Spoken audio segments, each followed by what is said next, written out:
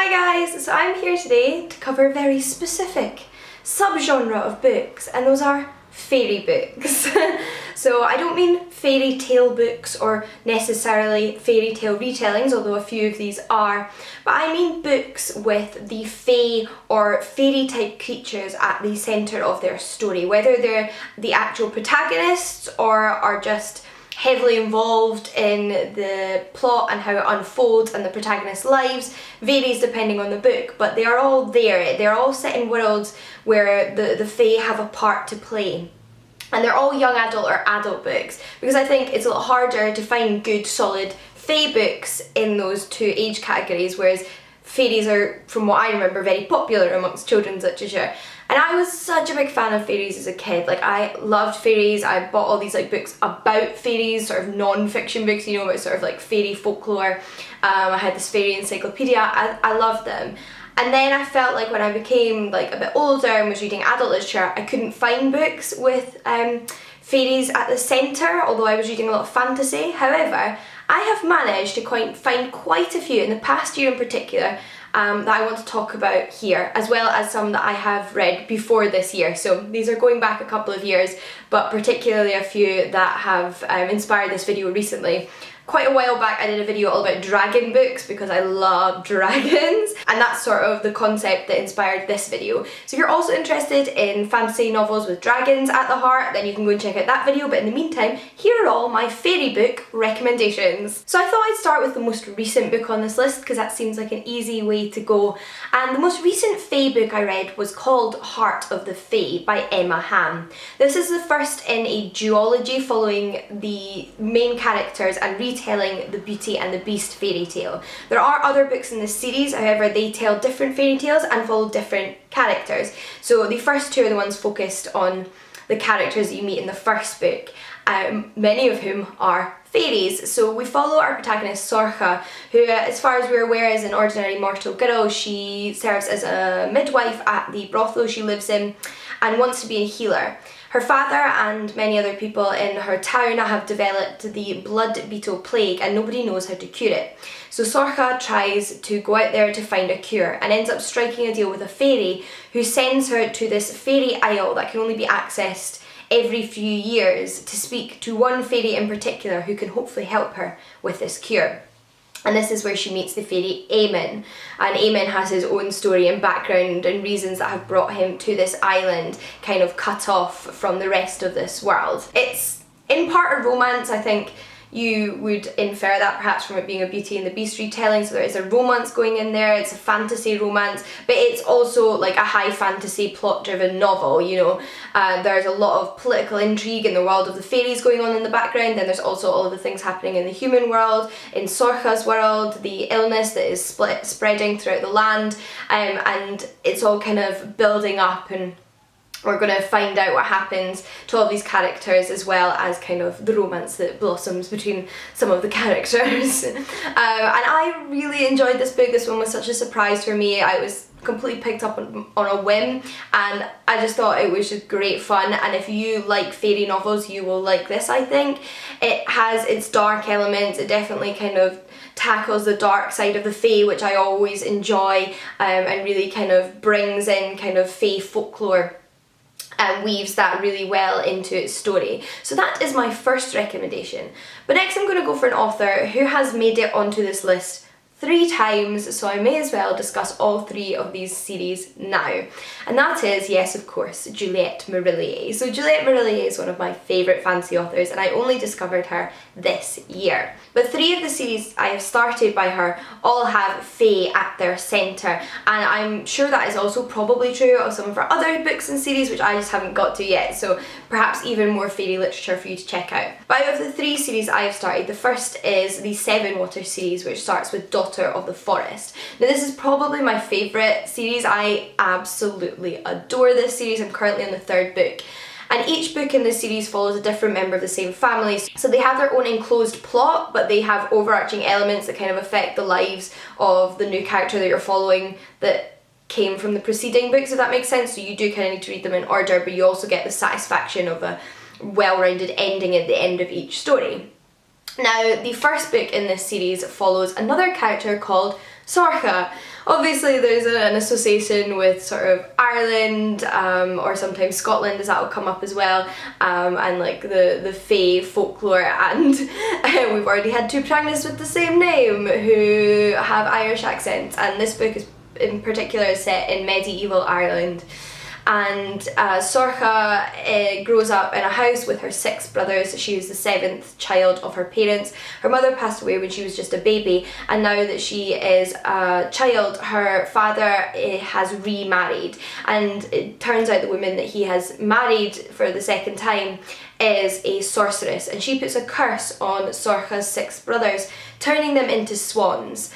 Now this is actually based on a fairy tale about the 6 swan brothers, although it is again a very intricately woven story that really takes its own journey away from the fairy tale. It's not predictable, there's so much emotion, you fall in love with the characters, you're constantly on tenterhooks, and it can be quite dark and violent in moments as well, but it can also be completely beautiful and mesmerising. And Sorcha is tasked with a quest by the Fae, the fair folk, to save her brothers. Next up, by Juliette Marillier, we have her Shadowfell series, which begins with the first book, Shadowfell. In this story we follow a young woman who lives in a fantasy world, although the people in this world who have magical powers are oppressed and hunted down. The king doesn't want anybody outside of his immediate court to have magical abilities, so all of the fairies have gone into hiding, as have all the people with magical powers, or who are described as touched by the Fae. Our protagonist is touched by the Fae, and she has the ability to see the fair folk even when perhaps they're in hiding and communicate with them, which is quite a rare ability in itself. And she is sort of fleeing the king's men, trying to find safety and join the people on the outskirts of the kingdom who are plotting to start a rebellion against this king, and she's constantly coming in contact with different fairies and fair folk. And this one is set in a sort of medieval Scotland, and I again love this series. This one is a young adult series, whereas Seven Waters is an adult series. I love both series though, and Shadowfell is just a little bit more fast paced, and each book follows on very directly from the next. Lastly, for Juliette Marillier, of books I've read and enjoyed, I want to mention Wildwood Dancing. So this book is actually set in Romania, again in a sort of medieval time period. They're not really given specific years, but that's the kind of sense. It has one of those kind of traditional fantasy settings. And in this instance, again, our story is in part inspired by a fairy tale of the Dancing Sisters, and we follow a group of sisters living in their father's house, and their father has become ill, so he has gone away to sort of recuperate, whilst their cousin is imposing himself onto their household and trying to manage them and their household affairs and take over everything. On the flip side, however, they regularly go at night time into the world of the Fae to dance with the fairies, and have been doing this since they were children. A magical portal opens up for only them that they can travel through into the fairy realm, and these worlds start to blend together, and obviously drama escalates, but a wonderful, magical, beautiful story. The next book I'm going to mention is Ash by Melinda Lowe.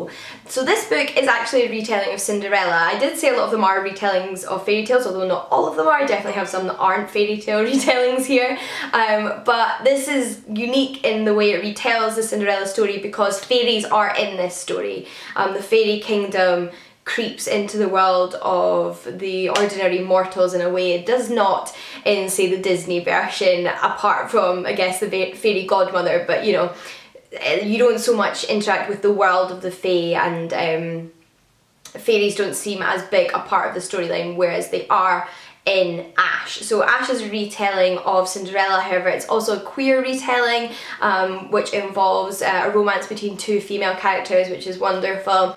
It's a young adult novel that follows our protagonist Ash, who, premise much like Cinderella, his father has died and she's being raised by her stepmother and her 2 stepsisters and is being used as their servant. At the same time, however, she develops a relationship with a member of the fairy kingdom as well as one of the king's huntresses, because in this world the hunts are always led by female huntresses.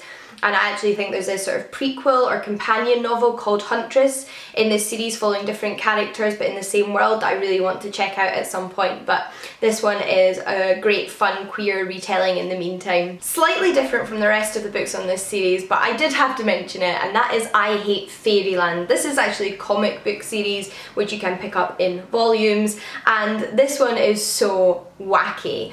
It is done in bright primary colours and super cutesy drawings, except they are often incredibly gruesome. It is full of aggressive fight scenes between these cute little like cupcake fairyland creatures, and it's super like mind-boggling but amazing. It follows a girl who travels to fairyland when she is a child, but then never manages to escape, and she's now technically in her 30s but still in the body of a child, constantly still looking for a way out of fairyland, and she has just gone a little bit bonkers, and there is just constantly mad violent things happening in this world that she then has become a part of, and yeah, it's really hard to describe, but I would honestly really highly recommend checking it out. It's funny, it's excellent artwork, it's great fun storylines, really creative, really unique, and I would highly recommend. We then have Every Heart a Doorway, which isn't actually a book that a lot of fairies are involved in, but they are very important to the backdrop of the story. So this book, the premise is that it is set at a boarding school for young people who have visited different fairy realms and returned to the ordinary mortal world with no way back to their fairy realm and are finding it difficult to adjust. Quite often the parents that have sent them there don't believe what happened to them. They think they are making up a story to hide, say, an abduction or a runaway, or they have hallucinated what happened to them. So they've been sent to this boarding school supposedly by their parents to help them with their delusions, but actually they're surrounded by other people like them, and the teachers there understand what happened to them and are kind of counselling them and trying to help them adjust to the mortal world. So those are the characters we're following, and they all have visited different realms of fae in different kind of pockets with different types of fairy in them, so had very different experiences. But at the same time, this book is very much a murder mystery, so there's a murder at a point in this book that you then kind of follow the uncovering of who'd done it. We then have another author who's made it onto this list twice, and that is Holly Black. The first book I want to mention is a standalone book by Holly Black called The Darkest Part of the Forest. Now this one is set in contemporary times in a small town in the USA, which is well known for its connection to the fairy world. So it kind of has this folklore, legendary past to it, whereas it's seen to kind of be much closer than the rest of the world to the fairies. This sort of veil between the world of the fae and the mortal world is much thinner, and fairies are constantly sort of like kind of creeping into their lives. In the midst of this, we follow our protagonist, who is a girl at high school dealing with all of that kind of drama, as well as a deal she struck with the fairies when she was a lot younger that she's slightly worried may be coming to fruition now. Obviously I won't reveal to you what that is, but things are starting to happen between the two worlds. The veil is growing even thinner as the sort of creatures creep out and start disturbing the world of the mortals.